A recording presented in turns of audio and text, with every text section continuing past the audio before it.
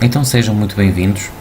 Eu decidi fazer este vídeo para ajudar as pessoas que vêm de fora a melhor escolherem o produto que pretendem para se proteger a nível da saúde e também para nós portugueses e as pessoas que já residem aqui em Portugal há algum tempo, sendo algumas delas estrangeiras, obviamente, mas é importante as pessoas tentarem perceber que a diferença entre os seguros de saúde e os planos de saúde e também dar uma novidade a nível da proteção na saúde que muita gente não conhece, que é a solução que eu tenho para mim, que é um seguro inovador que é não lucrativo e eu depois gostaria de explicar um pouco mais à frente como é que isto funciona.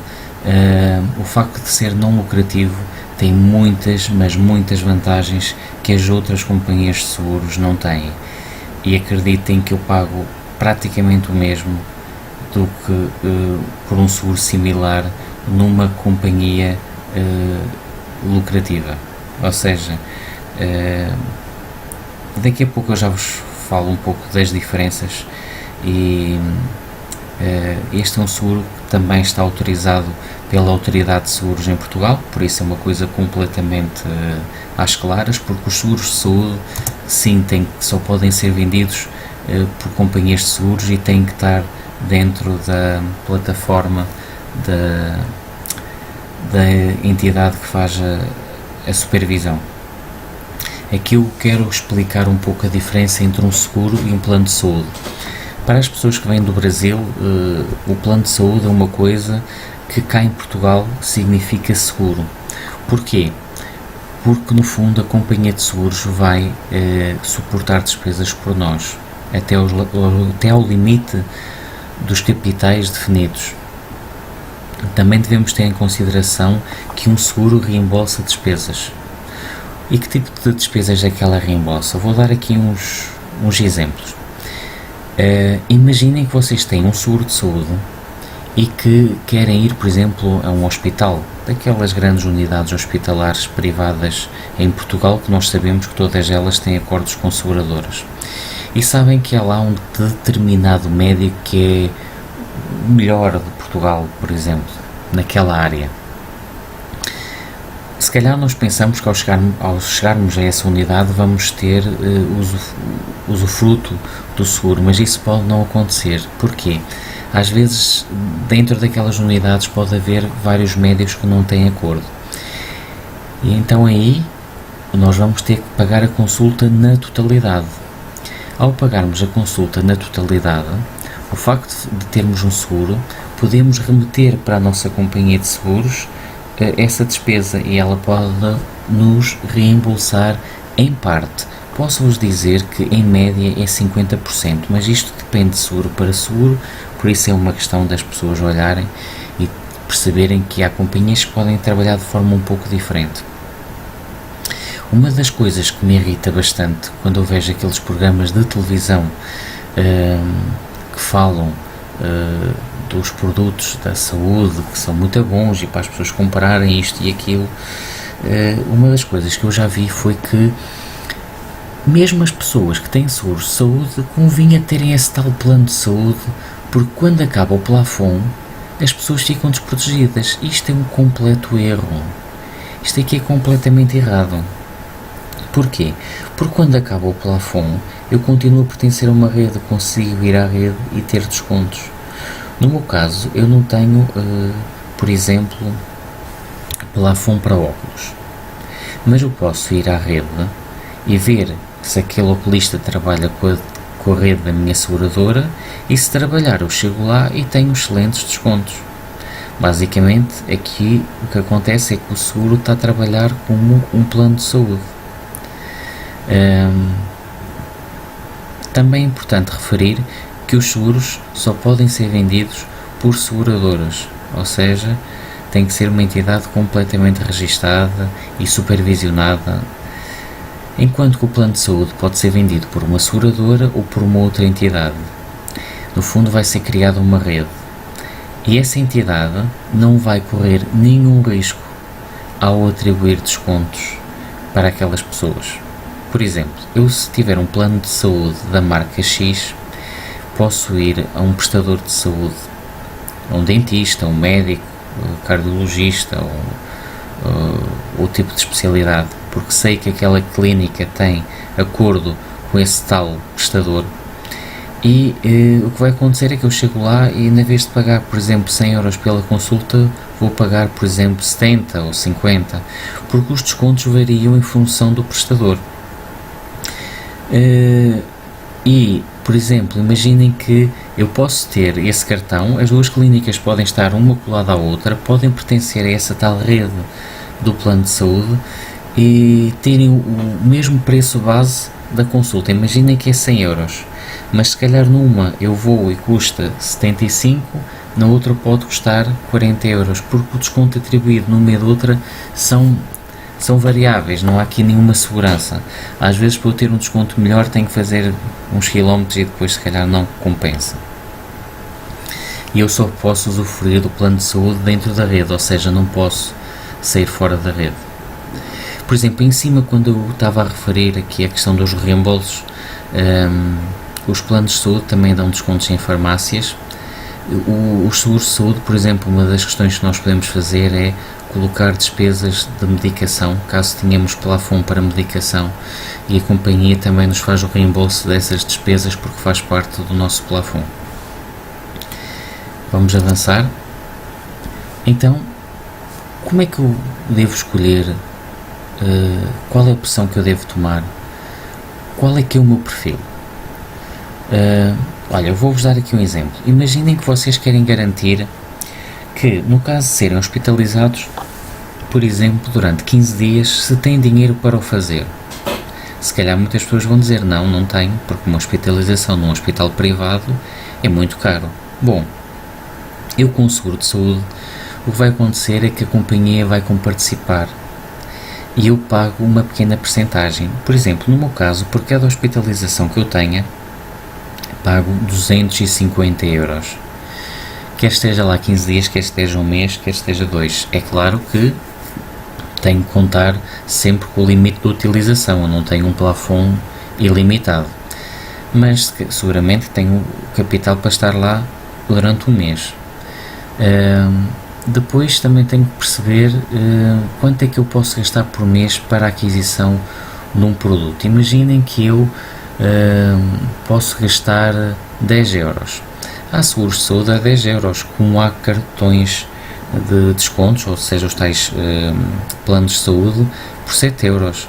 Às vezes a diferença entre um e outro é tão mínima que compensa claramente a aquisição de um seguro. E depois, a nível fiscal, temos que perceber que o seguro dá muito mais vantagem fiscal do que um plano de saúde.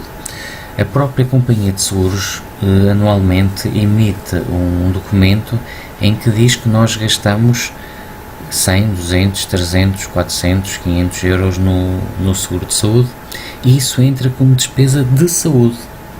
Às vezes, quando somos confrontados com telefonemas de empresas que nos querem vender planos de saúde e eu coloco esta questão, o que eles dizem é: mas nós também.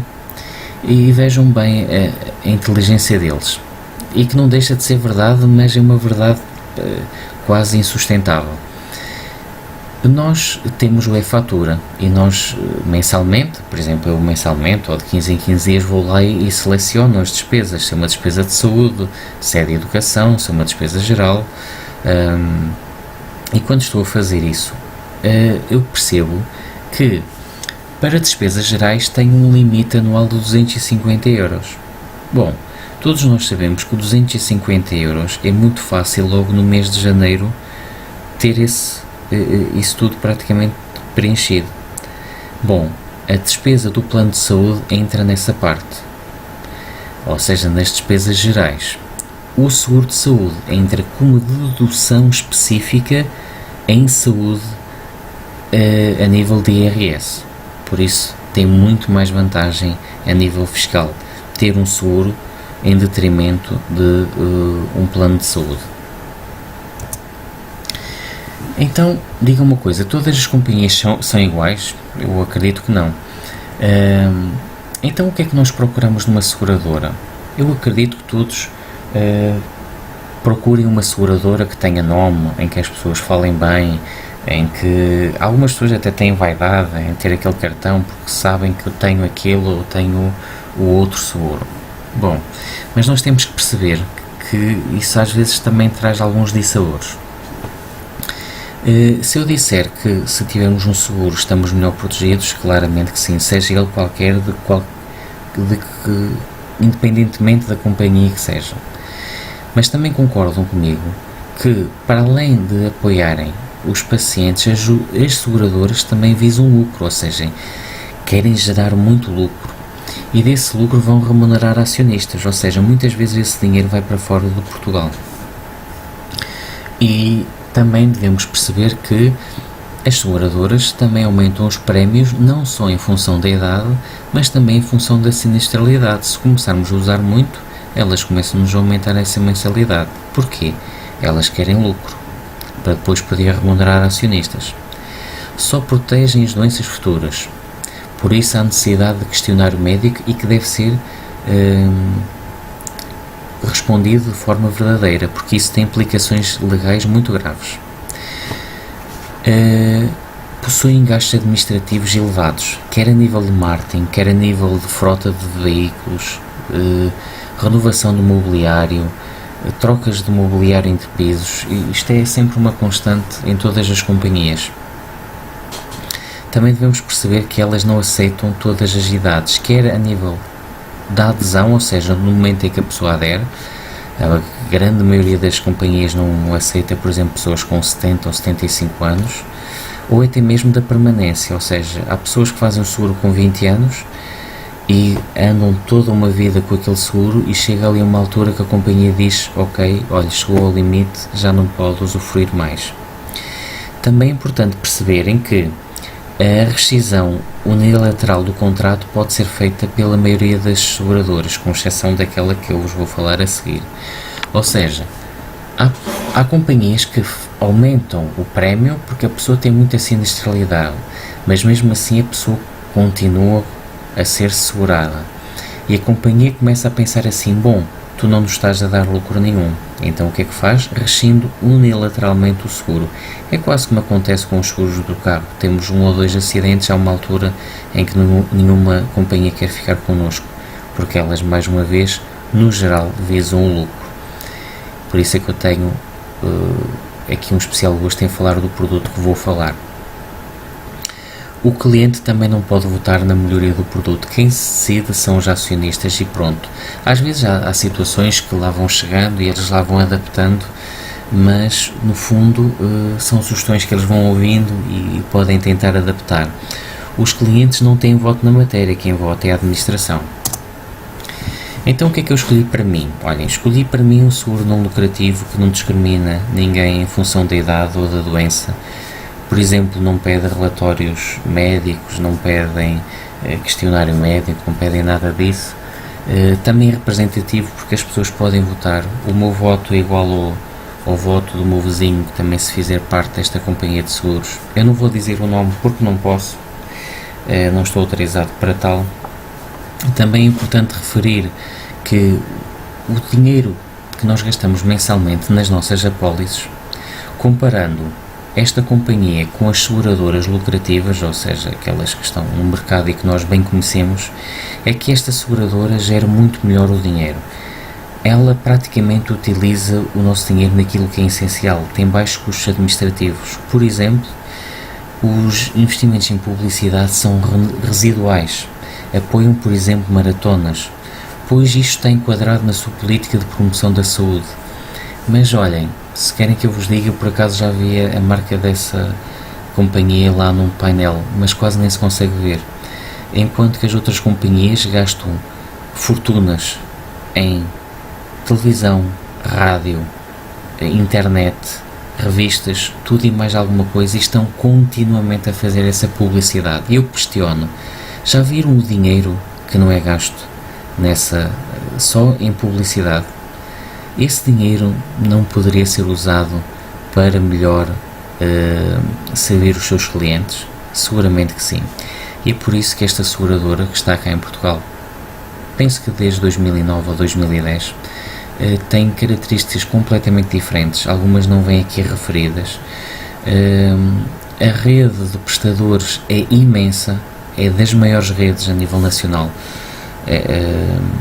e pronto, tem vantagens que realmente as outras não têm. Eu escolhi porque sei para onde vai o meu dinheiro, sei que dá para apoiar pessoas que chegam ao seguro e que já têm doenças e que se querem ver curadas ou que se querem ver tratadas, e para mim não há dinheiro que pague isso.